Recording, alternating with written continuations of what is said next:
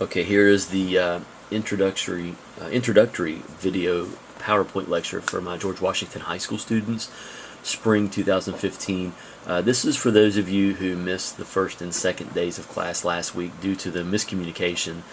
If you were in class, you don't have to look at this. You've already seen this and you have notes. If you were not in class, I don't want to re-lecture this and do all this over again, so you will need to look at this and treat this as if this is an in-class session, and take notes. You will need to have written notes on this. Now, you didn't miss much other than the syllabus video that you've already seen. Just basically introduced to the class the idea of sociology, and the question that I asked was, what is sociology? What does it mean to you? Now, we know that psychology is the study of the individual. Okay, we looked at that and talked about that in psychology last semester. However, sociology is a science that focuses on human society and social behavior. In other words, sociology's focus is upon the group, not the individual. So we're going to be studying the impact of different forces in society on the groups, and also on how groups impact us as individuals. So we're looking at the scientific study of groups of people. So you'll want to jot those down, and you can pause this video anytime you like, however many times you like, to get what you need down. So then the next question that I asked is, why is it important to study sociology? Even if you don't think you're going to like it, or if you don't think it's all that interesting, hopefully it will be though. Why might it be important to study scientifically groups of people? Well, we'll come back to that question. Well, here's what we're going to study in sociology. As you're thinking about that question, why it might be important to study sociology, we're going to talk about culture. Culture is a complete and total way of life for a group of people. There's not just one culture that exists within our country, within our county, within our state. I talked about the last time we met in class that just at George Washington High School, you guys go to school in a very diverse area, very diverse high school culturally. There are cultural influences within your school. Cultural influences abound from people from the Middle East, people from parts of Europe, different parts of the world, and they bring with them often their values, their customs, their beliefs, and their attitudes. Is there just one culture, one mainstream culture in the United States? Obviously not. Sometimes understanding, or rather misunderstanding or misperceptions of other cultures can get us into trouble. So that's the first reason it might be important to study sociology, is to understand each other's culture. We're also going to study popular culture, things that are very, very popular within our country. Things like the products that we buy, the drinks that we consume, the reality TV shows that we watch. These are all very popular. McDonald's, The Simpsons, Pepsi, music, television, the Twilight movies, Harry Potter, if we want to go back a few years even from here. These are ideas, images, movies, products that are geared toward most of us, especially your age, younger people. And what we're going to find too, an interesting phenomenon, is that a lot of the components of our pop culture are very popular in other parts of the world. People in Asia, for example, love our clothes. They love our products, our television, our sports. And then when you look at ours, the stuff that we have, look at your clothing. Where do you think a lot of your popular clothing brands, when you look at your clothes, where are a lot of your clothing, where's it made or manufactured? Is it here in the United States or in parts of Asia, for example? So there's a lot of connectedness. We're also going to study religion. There are a lot of misconceptions and misunderstandings about religion. Is there just one religion or one religious belief in our country? No. Within your school at George Washington High School, I would bet that there are multiple religious influences. Is Christianity any better than any other religion? You may be a Christian, you may not be. I don't really care what your religious persuasion is. As a sociologist, I'm interested in understanding different religions and how they impact each other and how they impact specific groups of people. We're going to talk about gender again. I know we talked about it in psychology, but we're going to approach gender from a sociological standpoint. What does it mean to be a man? What does it mean to be a woman? Do we construct this idea of what it means to be a man in a very specific way in our country compared to other countries? I would say yes. The example that I've used in all my classes, and I think I used it again in class on Thursday, as men, we're expected not to greet each other with kisses on the cheek or lips, but maybe a fist pump, or maybe even a handshake, or like a quick hug. If I kissed my best male friend in the mall, right on the lips, just like a quick as a greeting, people would start to talk. They would assume things very quickly about me and about him and about our sexual orientation. In parts of Europe, it is very common, accepted, for men to greet each other this way. So this idea of gender and how we construct it and how that process varies from place to place is important. Politics, the way that governments are created, power structures. We're interested in this as well in sociology. We want to know how, different governments impact specific groups of people. People who are in leadership positions that we elect into office in our country, the policies that they enact, that they pass through, that they endorse. Do they affect African Americans in very specific ways? Do they affect the poor as a group in very specific ways? Do they benefit some people in very specific ways? How do those policies and that power structure impact women, Jews, immigrants, homosexuals, Democrats, Republicans, any group of people that we would want to look at? If you go to a dictatorship in a different part of the world where one person is basically saying, this is how it will be, how does that impact specific groups of people?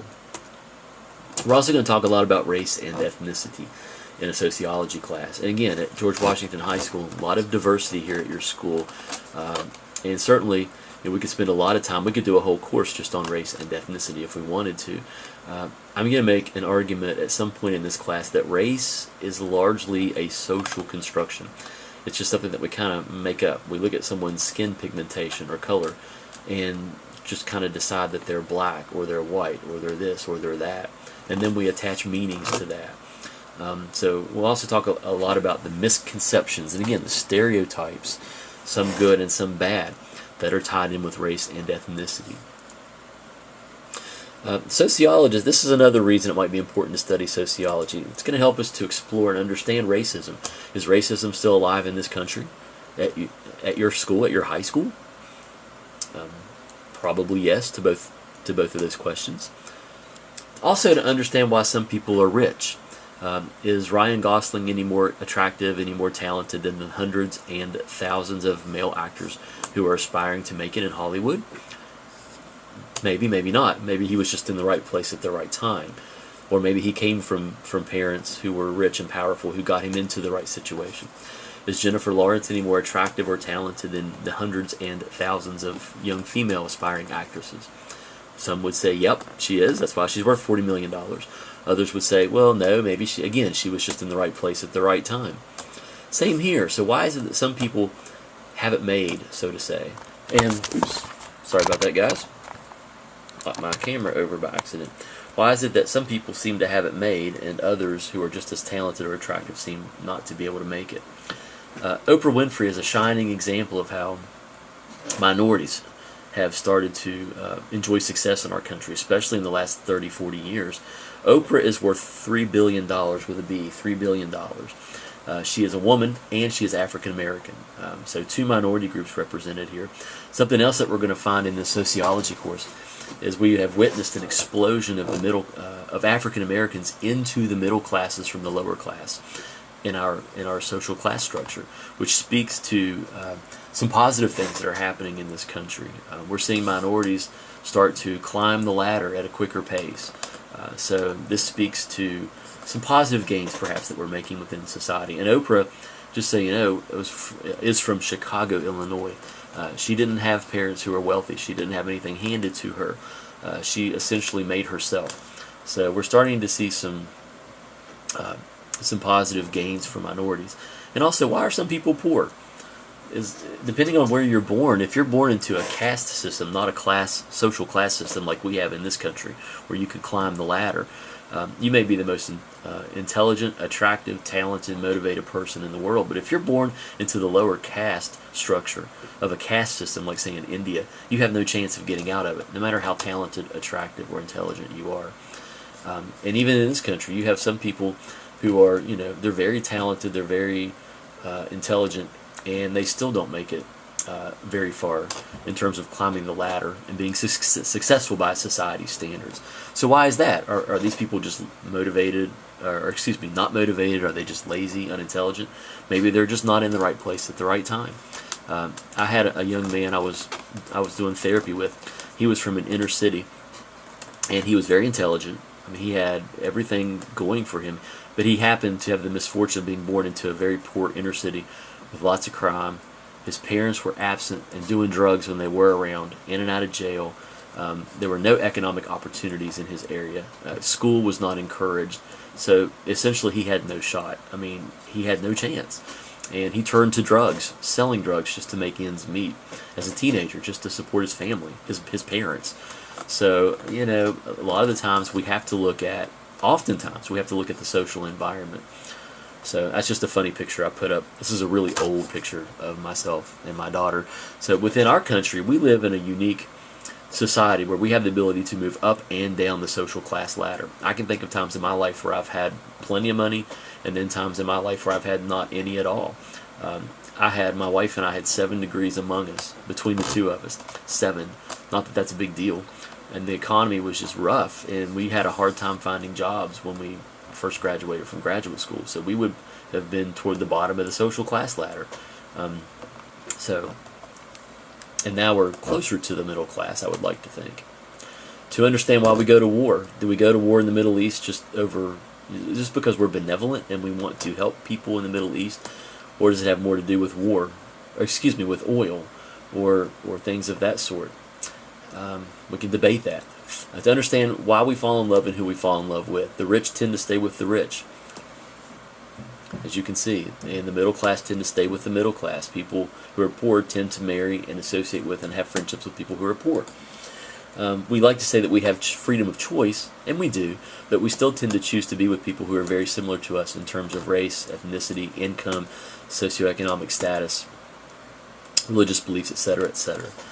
Now, in his article, The Invitation to Sociology, Peter Berger emphasizes the following. You want to have these in your notes. First of all, nothing is too sacred and nothing is too profane for sociology. In other words, we're going to study everything. Nothing is off limits.